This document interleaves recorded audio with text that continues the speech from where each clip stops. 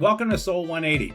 In life, it's easy for our souls to get sideways from the situations that we face. Soul 180 is here to help turn things around. Real hope for real life. You can find us on Facebook and on our Soul 180 YouTube channel. Let's jump in to today's Soul 180. When I was a kid, my family lived in New Zealand for a year.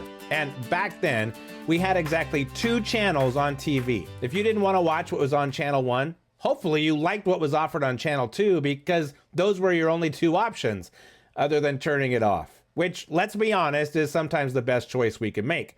But if you wanted to watch something, you only had 2 choices on 2 channels. That was it. And unfortunately, that's how some people think about God. When many people think about God, they drift to one side or another. Some believe God started everything and then stepped back, like he wound up the clock and then let it run on its own. Others think about God mostly in terms of heaven, or eternity, afterlife, but not really involved in our everyday life. But Psalm 146 gives us a very different picture of our God. Not a distant creator, not a faraway judge, but a God who is over it all, but still involved in it all. Listen to how the psalmist puts it. He is the maker of heaven and earth, the sea, and everything in them. He remains faithful forever. So yes, God started everything and he rules over everything.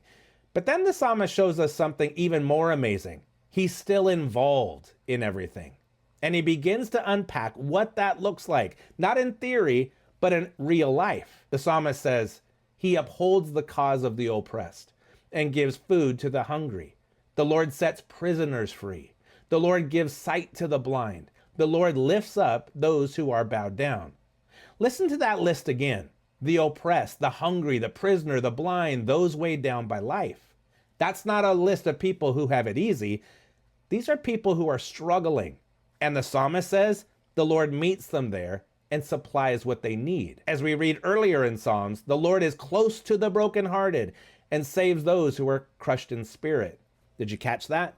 The Lord is close. The Lord saves. That's not a God who stands back. That's a God who steps in. And the psalmist of Psalm 146 doesn't stop there. He adds, the Lord watches over the foreigner and sustains the fatherless and the widow. In that culture, those were people without a safety net, no one to fall back on. And the psalmist says, God watches over them. God sustains them. And then the psalmist closes with this line, but he frustrates the ways of the wicked. That doesn't mean God keeps every bad thing from happening, but even in those moments, God is there. As Paul encourages us, God works all things together for good for those who love him. Now, that doesn't mean everything is good, but as our Redeemer, God can bring the best stuff out of even the worst stuff.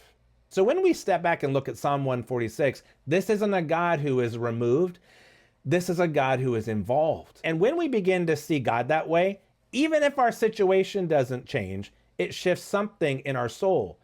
When we remember he does see, he does care, he does act. So if you're struggling today, remember your God is with you through it all.